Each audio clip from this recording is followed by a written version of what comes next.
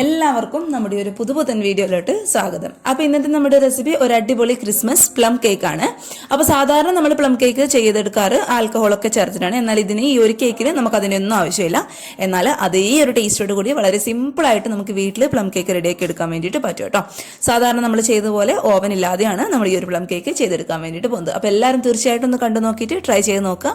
പിന്നെ കണ്ടുകൊണ്ടിരിക്കുന്ന സമയത്ത് ഈ ഒരു പ്ലം കേക്കിൻ്റെ റെസിപ്പി ഇഷ്ടപ്പെടുകയാണെന്നുണ്ടെങ്കിൽ പ്ലീസ് ഒന്ന് ലൈക്ക് ചെയ്തിട്ട് സബ്സ്ക്രൈബും കൂടി ചെയ്യട്ടോ. അപ്പോൾ നമുക്ക് വേഗം തന്നെ ഈ ഒരു ആൽക്കഹോൾ ചേർക്കാതെ നല്ല അടിപൊളിയായിട്ടുള്ള നല്ല ഫ്ലേവറോട് കൂടിയിട്ടുള്ള ഈ ഒരു പ്ലം കേക്ക് എങ്ങനെ തയ്യാറാക്കുന്നതെന്ന് ഒന്ന് കണ്ടു നോക്കാം. ഈ ഒരു പ്ലം കേക്ക് റെഡിയാക്കി എടുക്കാൻ വേണ്ടിയിട്ട് നമുക്ക് ആദ്യം ഡ്രൈ ഫ്രൂട്ട്സ് ഒന്ന് സോക്ക് ചെയ്തിട്ട് എടുക്കണം കേട്ടോ. അപ്പോൾ അതിനായിട്ട് ഇത് കുറച്ച് ഡ്രൈ ഫ്രൂട്ട്സ് ഞാനിവിടെ ഒരു പാത്രത്തിൽ എടുത്തിട്ടുണ്ട്. ഞാനിപ്പോൾ ഇവിടെ എടുത്തിട്ടുള്ളത് കുറച്ച് ചെറുതായിട്ട് കട്ട് ചെയ്തെടുത്തിട്ടുണ്ട്.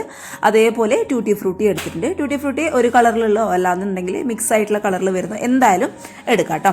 അതേപോലെ കുറച്ച് അണ്ടിപ്പരിപ്പ് ചെറുതായിട്ട് കട്ട് ചെയ്ത്, പിന്നെ കുറച്ച് ഓറഞ്ചിൻ്റെ തൊലി ഉണ്ടല്ലോ അത് ചെറുതായിട്ട് ഒന്ന് ഗ്രേറ്റ് ചെയ്തിട്ട് എടുക്കുക കേട്ടോ. ഗ്രേറ്റ് ചെയ്യുന്ന സമയത്ത് ശ്രദ്ധിക്കുക അതിൻ്റെ വെള്ള കളറില്ലാതെ പുറമേ ഭാഗം നൈസായിട്ടൊന്ന് ഗ്രേറ്റ് ചെയ്തിട്ടെടുക്കുക. വെള്ള കളർ ഉണ്ടായി കഴിഞ്ഞാൽ ആ ഒരു കയ്പ്പ് ടേസ്റ്റ് വരും, ഒരു ചവർപ്പ് ടേസ്റ്റ് വരും. അതുകൊണ്ട് അതൊന്ന് ശ്രദ്ധിച്ചിട്ടെടുക്കുക കേട്ടോ. പിന്നെ കുറച്ച് മുന്തിരിയും ചെറുതായിട്ട് കട്ട് ചെയ്തിട്ടെടുക്കുക. നിങ്ങളുടെ കയ്യിൽ ഡേറ്റ്സ് അതായത് ഈത്തപ്പഴം ഉണ്ടെന്നുണ്ടെങ്കിൽ അതും ചെറുതായിട്ട് കട്ട് ചെയ്തിട്ട് എടുക്കുക കേട്ടോ. അപ്പോൾ ഇതെല്ലാം കൂടി നന്നായിട്ടൊന്ന് മിക്സ് ചെയ്തിട്ട് വെക്കുക. ഇനി ഇതേ മറ്റൊരു പാനിൽ കറക്റ്റ് 3/4 കപ്പോളം വരുന്ന നല്ല ഫ്രഷ് ആയിട്ടുള്ള ഓറഞ്ച് ജ്യൂസാണ് കേട്ടോ ഞാൻ എടുത്തിട്ടുള്ളത്. അപ്പോൾ ഓറഞ്ച് ജ്യൂസ് എടുക്കുമ്പോൾ ശ്രദ്ധിക്കുക അതിൻ്റെ വെള്ളം ഒന്നും ചേർക്കാൻ പാടില്ല, നല്ല ഫ്രഷ് ആയിട്ടുള്ള ഓറഞ്ച് ജ്യൂസ് ആയിരിക്കണം. അതായത് കറക്റ്റ് 3/4 കപ്പോളം അളവിൽ നമുക്കൊരു പാനിലോട്ട് അങ്ങോട്ട് മാറ്റി കൊടുക്കാം. ഇനി ഇതിലോട്ട് നല്ലൊരു മധുരത്തിന് വേണ്ടിയിട്ട് ഒരു 1/4 കപ്പോളം വരുന്ന പഞ്ചസാരയും കൂടി നമുക്ക് ചേർത്ത് കൊടുക്കാം.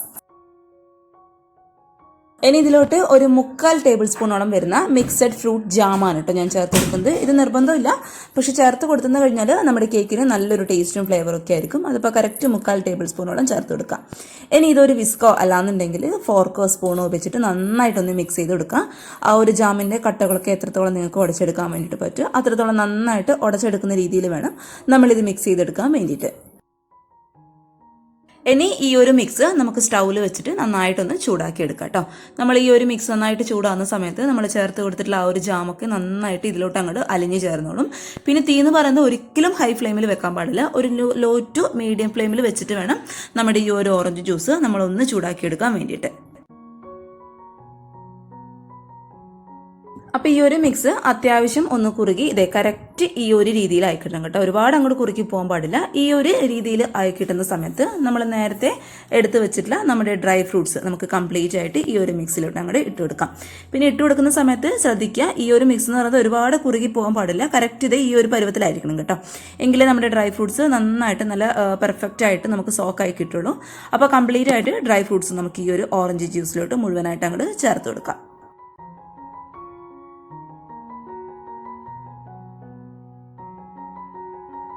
അപ്പോൾ ഈ ഒരു ഡ്രൈ ഫ്രൂട്ട്സ് അത്യാവശ്യം ഒന്ന് തിളച്ചിതേ കറക്റ്റ് ഈ ഒരു രീതിയിൽ ഒന്ന് കുറുകി വരുന്ന സമയത്ത് നമുക്ക് സ്റ്റൗ അങ്ങോട്ട് ഓഫ് ചെയ്ത് കൊടുക്കാം. അപ്പോൾ ഈ ഒരു ഡ്രൈ ഫ്രൂട്ട്സ് സോക്ക് ചെയ്യുന്ന ആ ഒരു പരിപാടിയൊക്കെ നമ്മൾ തലേന്നൊക്കെ ചെയ്ത് വെക്കുകയാണെന്നുണ്ടെങ്കിൽ നമ്മുടെ കേക്കിന് നല്ല പെർഫെക്റ്റ് ആയിട്ടുള്ള ടേസ്റ്റ് ആയിരിക്കും കേട്ടോ. അപ്പോൾ ഞാനിത് തലേന്നാണ് ചെയ്ത് വെച്ചിട്ടുള്ളത്. ഇനി നമുക്ക് കേക്കിന് ആവശ്യമായിട്ടുള്ള പഞ്ചസാര ഒന്ന് കാരമലൈസ് ചെയ്തെടുക്കണം കേട്ടോ. അതിനായിട്ട് ഇത് കറക്റ്റ് 3 ടേബിൾ സ്പൂണോളം വരുന്ന പഞ്ചസാര നമുക്കൊരു പാനിലോട്ട് മുഴുവനായിട്ട് അങ്ങോട്ട് ചേർത്ത് കൊടുക്കാം. ഇനി ഈ ഒരു പഞ്ചസാര നമുക്ക് നന്നായിട്ടൊന്ന് ഉരുക്കിയെടുക്കണം കേട്ടോ. ഉരുക്കിയെടുക്കുന്ന സമയത്ത് നമ്മൾ ഇതിലോട്ട് വെള്ളമൊന്നും ചേർത്ത് കൊടുക്കേണ്ട ആവശ്യമില്ല. പിന്നെ തീ എന്ന് പറയുന്നത് ഒരു ലോ ടു മീഡിയം ഫ്ലെയിമിൽ തന്നെ വെച്ച് കൊടുത്തോളാം. എന്നിട്ട് ഇത് കറക്റ്റ് ഈ ഒരു കളറിലായി കിട്ടണം നമുക്ക്, എങ്കിലും നമ്മുടെ കേക്കിന് നല്ലൊരു കളർ ഉണ്ടാവും കേട്ടോ. അപ്പോൾ പഞ്ചസാര ഉരുക്കിയെടുക്കുന്ന സമയത്ത് ഹൈ ഫ്ലെയിമിൽ വെച്ചെന്ന് കഴിഞ്ഞാൽ നമ്മുടെ ഈ ഒരു കാരമൽ സിറപ്പിന് പ്രത്യേക ഒരു ചവർപ്പ് ടേസ്റ്റ് വരും കേട്ടോ. അതുകൊണ്ട് ഒരു ലോ ടു മീഡിയം ഫ്ലെയിമിൽ വെച്ചിട്ട് വേണം നമ്മൾ പഞ്ചസാര ഈ ഒരു രീതിയിലൊന്ന് ഉരുക്കിയെടുക്കാൻ വേണ്ടിയിട്ട്. അപ്പോൾ കറക്റ്റ് ഇത് ഈ ഒരു രീതിയിലും കറക്റ്റ് ഈ ഒരു കളറിലൊക്കെ ആവുന്ന സമയത്ത് ഇതിലോട്ട് ഒരു 3 ടേബിൾ സ്പൂണോളം വരുന്ന ഇളം ചൂടുള്ള വെള്ളമാണ് കേട്ടോ ഞാൻ ഒഴിച്ചു കൊടുക്കുന്നത്.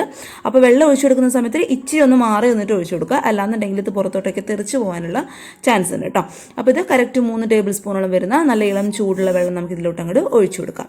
ഇനി ഇതുപോലുള്ള ഒരു സ്പാച്ചിലോ അല്ലാന്നുണ്ടെങ്കിൽ സ്പൂണോ വെച്ചിട്ട് നന്നായിട്ടൊന്ന് മിക്സ് ചെയ്ത് കറക്റ്റ് ഇത് ഈ ഒരു പരുവത്തിലെത്തുന്ന സമയത്ത് നമുക്ക് തീ പതുക്കി അങ്ങ് ഓഫ് ചെയ്ത് ഇത് നന്നായിട്ട് ചൂടാറാൻ വേണ്ടിയിട്ട് അങ്ങോട്ട് മാറ്റി വെക്കാം കേട്ടോ.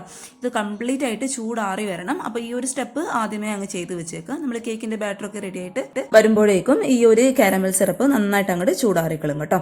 അപ്പോൾ ഇത് നമുക്ക് അങ്ങോട്ട് തണുക്കാനായിട്ട് മാറ്റി വയ്ക്കാം. ഇനി മറ്റൊരു പാത്രത്തിൻ്റെ മുകളിലോട്ടായിട്ട് നമുക്ക് ഇതുപോലുള്ളൊരു അരിപ്പ വെച്ച് കൊടുക്കാം. ഇനി ഇത് ഈ അരിപ്പയിലോട്ട് കറക്റ്റ് 1 കപ്പോളം വരുന്ന മൈദയാണ് കേട്ടോ ഞാൻ ചേർത്ത് കൊടുക്കുന്നത്. അപ്പോൾ മൈദ എന്ന് പറയുമ്പോൾ 250 ml കപ്പിൽ കറക്റ്റ് 1 കപ്പോളം വരുന്ന മൈദ നമുക്ക് മുഴുവനായിട്ട് ഇതിലോട്ട് അങ്ങോട്ട് ചേർത്ത് കൊടുക്കാം. ഇനി ഇതിലോട്ട് 1 ടീസ്പൂൺ അളവിൽ ബേക്കിംഗ് പൗഡറാണ് കേട്ടോ ഞാൻ ചേർത്ത് കൊടുക്കുന്നത്.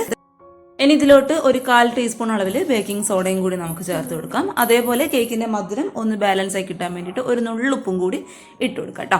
ഇനി ഇതൊരു വിസ്ക് വെച്ചിട്ട് നന്നായിട്ടൊന്ന് അരിച്ചെടുക്കാം. അത് സാധാരണ നമ്മൾ കേക്കിനൊക്കെ ചെയ്യുന്നത് പോലെ ഒരു 2-3 തവണയൊക്കെ അരിച്ചെടുക്കുകയാണെന്നുണ്ടെങ്കിൽ കൂടുതൽ നല്ലതായിരിക്കും കേട്ടോ. അപ്പോൾ എന്തായാലും ഞാനൊരു 3 തവണ നന്നായിട്ട് ഇതുപോലെ അങ്ങോട്ട് അരിച്ചെടുക്കുകയാണ്.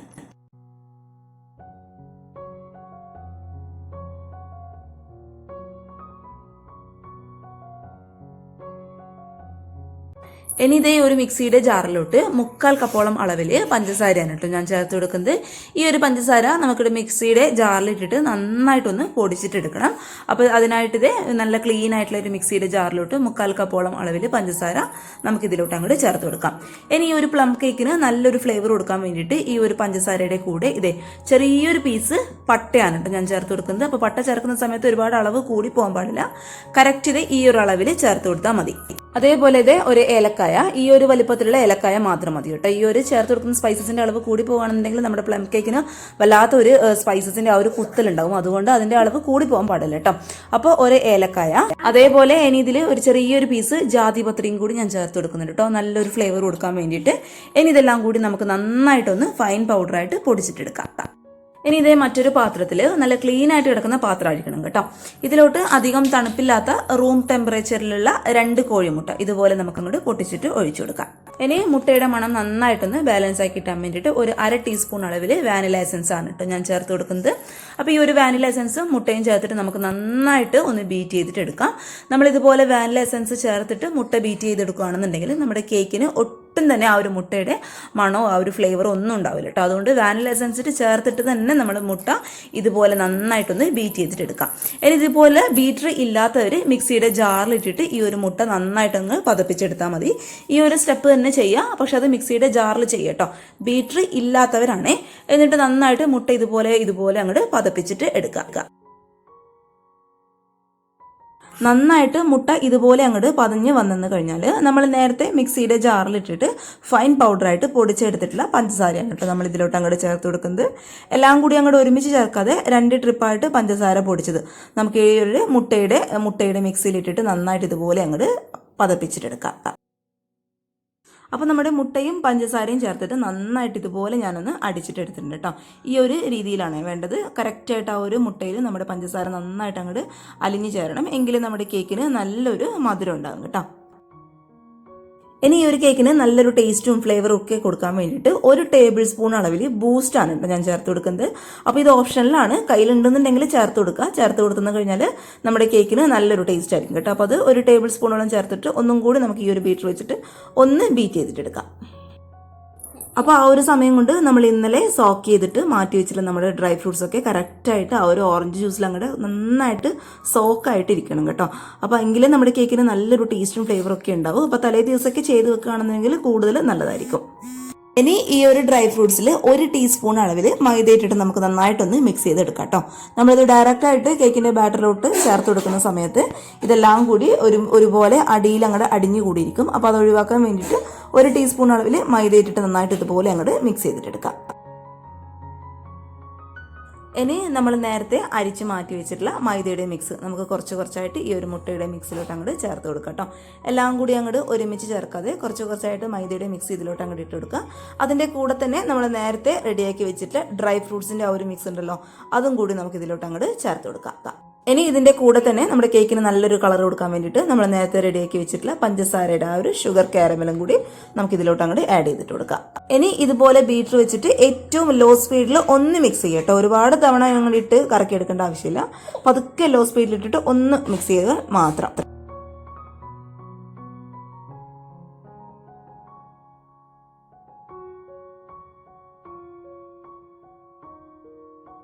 ഇനി ഇതിലോട്ട് അവസാനമായിട്ട് ഒരു 1/4 കപ്പ് അളവിൽ സൺഫ്ലവർ ഓയിലും കൂടി നമുക്ക് ചേർത്ത് കൊടുക്കാം കേട്ടോ. ഫ്ലേവർ ഇല്ലാത്ത ഏത് ഓയിൽ വേണമെങ്കിലും ചേർക്കാം. ഓയിൽ ചേർത്ത് വെച്ചതിന് ശേഷം നമ്മൾ ഒരുപാട് തവണ ബലം കൊടുത്തിട്ട് അങ്ങനെ മിക്സ് ചെയ്യാൻ പാടില്ല. ഒരൊറ്റ മിക്സ് പതുക്കെ ഒന്ന് മിക്സ് ചെയ്ത് കൊടുക്കുക, ഏറ്റവും ലോ സ്പീഡിൽ കേട്ടോ. ഒന്ന് മിക്സ് ചെയ്ത് കൊടുത്താൽ അത് അവിടെ സ്റ്റോപ്പ് ചെയ്യാം. അപ്പോൾ നമ്മുടെ ഇതേ പ്ലം കേക്കിൻ്റെ ബാറ്റർ ഇവിടെ റെഡി ആയിട്ടുണ്ട്. സാധാരണ കേക്കിൻ്റെ ബാറ്റർ പോലെയല്ല, ഒരുപാട് അങ്ങോട്ട് ലൂസായി പോകാൻ പാടില്ല കേട്ടോ.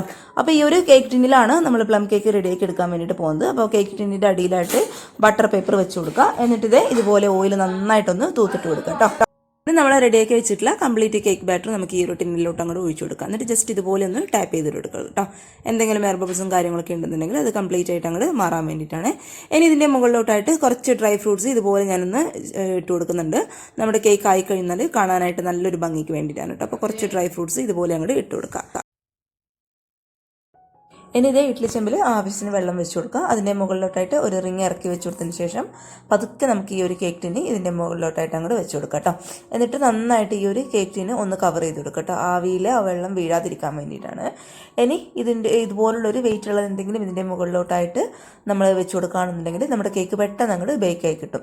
ഇനി ഈ ഒരു ഇഡ്ഡലി ചെമ്പിൻ്റെ അടപ്പിട്ട് ഏറ്റവും ഹൈ ഫ്ലെയിമിൽ കറക്റ്റ് ഒരു 3/4 മണിക്കൂർ എടുക്കാം കേട്ടോ.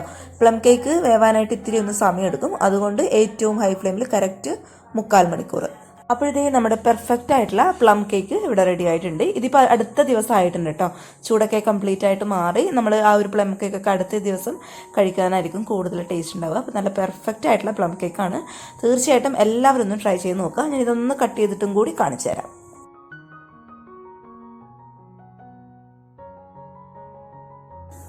അപ്പോൾ ഇത് ഇത്രയേ ഉള്ളൂ. തീർച്ചയായിട്ടും എല്ലാവരും ട്രൈ ചെയ്ത് നോക്കുക. പിന്നെ ഈ ഒരു പ്ലം കേക്കിൻ്റെ വീഡിയോ ഇടാനായിട്ട് ഞാൻ കുറച്ചൊന്ന് ലേറ്റ് ആയിട്ടുണ്ട് കേട്ടോ.